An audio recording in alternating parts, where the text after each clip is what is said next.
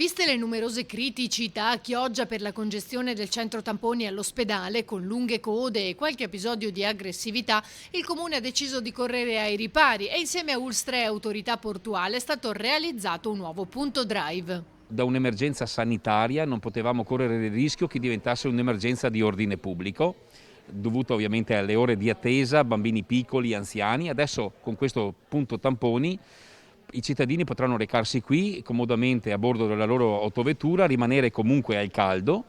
Ci sono anche dei vici chimici, perché mi era stato lamentato da parte dei cittadini anche la problematica che non potevano andare in bagno lì all'ospedale. Abbiamo fatto squadra e questi sono i risultati. L'ULSS ha provveduto a realizzare il drive già attivo in meno di una settimana. Impegnandoci e lavorando in maniera assidua ci siamo riusciti. Abbiamo realizzato questa struttura e siamo in grado adesso di dare 250 tamponi al giorno anche in questo territorio, naturalmente fatti su prenotazioni che riteniamo possano essere la risposta giusta ad un bisogno correttamente sollevato. Il punto tamponi si trova in via Maestri del Lavoro al porto di Chioggia. È un piccolo contributo che diamo, ma siamo un soggetto che partecipa al governo del territorio e questo era il modo più immediato per dare il nostro apporto. Quello di Chioggia non è l'unico drive però a cui ha pensato l'Ulstre. Avevamo 3 situazioni e quando abbiamo aperto la settimana scorsa alle Zattere abbiamo detto oggi risolviamo questo, la prossima settimana risolviamo Chioggia